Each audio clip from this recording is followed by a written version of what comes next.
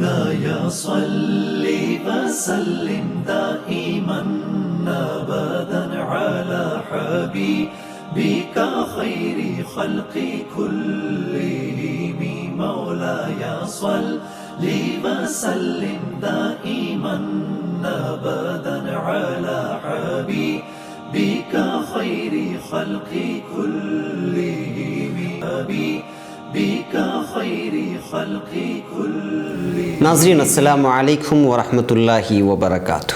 میں ہوں آپ کا میزبان انصار عزیز ندوی اور آپ میرے ساتھ فکر و خبر کا خصوصی پروگرام صدائے حرا دیکھ رہے ہیں. ناظرین الحمدللہ یہ صدائے حرا کی 47ویں قسط ہے.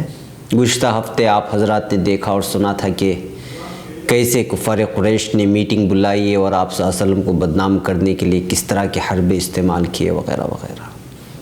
چلیے اب آگے بڑھتے ہیں. ناظرین صرف زبانی ہی نہیں بلکہ کفار قریش نے جسمانی و ذہنی تکالیف سے بھی آپ صلی اللہ علیہ وسلم کو دوچار کیا.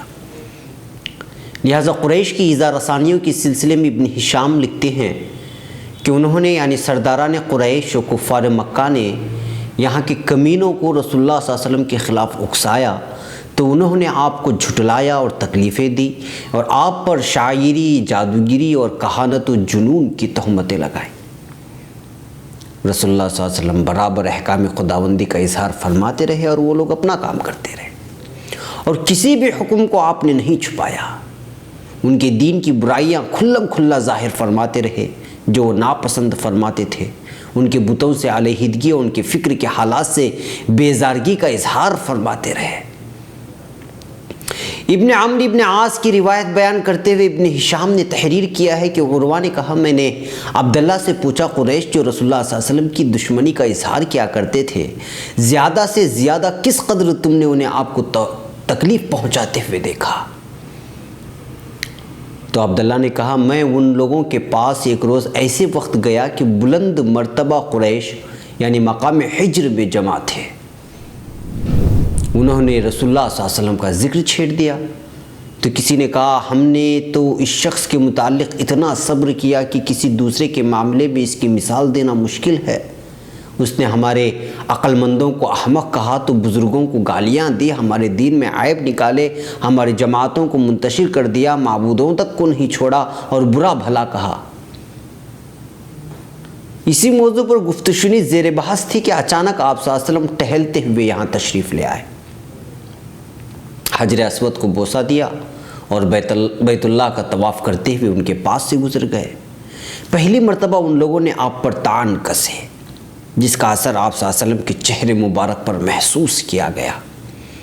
آپ صلی اللہ علیہ وسلم وہاں سے چلے گئے. پھر دوسری دفعہ ان کے پاس سے گزر ہوا تو انہوں نے پھر اسی طرح سے طعنہ زنی کی جس کا اثر آپ صلی اللہ علیہ وسلم کے چہرے مبارک پر محسوس کیا گیا.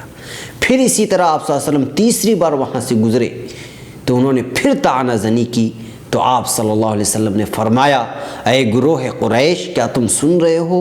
تو سن لو اس ذات کی قسم جس کے ہاتھ میں میری جان ہے میں تمہارے پاس ایک ایسا پاک اور صاف چیز لایا ہوں. ان الفاظوں نے گویا ان لوگوں پر قابو پا لیا اور سب ایسے خاموش گویا کہ ان کے سروں پر کوئی پرندہ بیٹھ گیا ہو. وہ لوگ جو ہمیشہ آپ صلی اللہ علیہ وسلم کو ایذا رسانی میں پیش تھے وہ آپ کی مدارات اور دل جوئی کرنے لگے اور کہنے لگے اے ابو القاسم جائیے واللہ آپ نے کبھی نادانی کی باتیں نہیں کی. یہ سن کر آپ وہاں سے لوٹ گئے. دوسرے دن پھر یہی لوگ اسی مقام پر جمع تھے یعنی مقام حجر میں اور بیتے ہوئے دن کے سلسلے میں گفتگو کر رہے تھے کہ کچھ پتہ بھی ہے کہ تم لوگوں کو کہ تم نے کیا کیا کل اور وہ یعنی آپ صلی اللہ علیہ وسلم کس طرح ڈنکی کی چوٹ پر اپنی بات رکھا اور پیغام دیا اور تم نے ایسے ہی ان کو جانے دیا. اتنے میں آپ صلی اللہ علیہ وسلم وہاں پر آمد ہوئے، وہاں تشریف لائے. آپ صلی اللہ علیہ وسلم کو دیکھتے ہی پورا مجمع آپ کو گھیر لیا اور پوچھنے لگے کہ تم ہی ہو جس نے ایسا ایسا کہا تھا، ہمارے معبودوں کو برا بھلا کہا تھا. آپ صلی اللہ علیہ وسلم نے فرمایا جی نعم انا الذی اقول ذلک. راوی کہتے ہیں کہ سنتے ہی ان میں سے ایک شخص آپ کی چادر مبارک کے دونوں پلو ملنے کی جگہ کو پکڑ کر کھینچنے لگا اور بھینچنے لگا اور آپ صلی اللہ علیہ وسلم کو سخت تکلیف پہنچی. پھر حضرت ابوبکر رضی اللہ عنہ آپ کی مدافعات کے لیے وہاں آگے آئے، یہاں تک کہ آپ صلی اللہ علیہ وسلم کی حالت کو دیکھ کر وہ روتے جاتے اور کہتے جاتے کہ ارے لوگو، تم ایسے شخص کو قتل کرتے ہو جو اللہ کو اپنا پروردگار کہتا ہے۔ پھر وہ لوگوں نے آپ صلی اللہ علیہ وسلم کو وہاں چھوڑ کر لوٹ گئے۔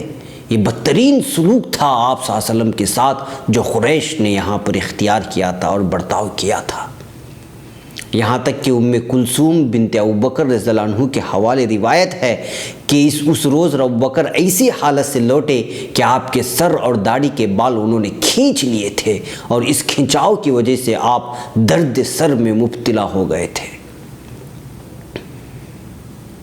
ابن ہشام آگے لکھتے ہیں کہ ان سے بعض اہل علم نے بیان کیا کہ سخت ترین اذیت جو رسول اللہ صلی اللہ علیہ وسلم نے قریش سے پائی وہ یہ تھی کہ ایک روز آپ نکلے تو جو بھی آزاد یا غلام آپ سے ملا اس نے آپ کو جھٹلایا اور ایذا دی۔ رسول اللہ صلی اللہ علیہ وسلم اپنے گھر واپس ہوئے اور جو سختی آپ پر پڑی اس کے سبب آپ نے کمبل اوڑھ لیا۔ اللہ تعالیٰ نے اس پر آپ رسول اللہ صلی اللہ علیہ وسلم پر یہ سورت نازل فرمائی، یا ایھا المدثر قم فانذر، اے کملی اوڑھے ہوئے شخص اٹھ اور لوگوں کو برے نتیجوں سے ڈرا۔ ناظرین، خلاصہ کلام یہ ہے کہ کفار قریش کوئی بھی ایسا موقع ہاتھ سے جانے نہیں دیا جس سے مسلمانوں کو تکلیف پہنچا سکتے ہوں، وہ پہنچا کر کے رہے۔ ایک طرف صحابہ کو جسمانی و ذہنی اذیتیں دے رہے تھے تو آپ صلی اللہ علیہ وسلم کے پیچھے کمینوں کو لگا دیا جو آپ صلی اللہ علیہ وسلم کو برا بھلا کہتے۔ ذہنی اذیتوں کا یہ حال تو وہیں جسمانی تکالیف پہنچانے سے بھی یہ لوگ نہیں چوکے اور بار بار تکلیف دیتے رہے، مگر دین و اسلام کا یہ پودا دھیرے دھیرے شجر میں تبدیل ہونے لگا، ایسا شجر جس کی جڑیں اور تنا مضبوط اور بڑا ہی مضبوط۔ ناظرین، وقت ہو چلا ہے، یہاں مجھے رکنے کی اجازت دیں اور آپ فکر و خبر کے ساتھ جڑے رہیں، کیونکہ یہاں پر نہ فکروں کا نہ خبروں کا سلسلہ تھمتا ہے نہ خبروں کا۔ السلام علیکم ورحمۃ اللہ وبرکاتہ۔ مولاي صل وسلم دائما ابدا على حبيبك خير خلق كلهم مولاي صل وسلم دائما ابدا على حبيبك خير خلق كلهم مولاي صل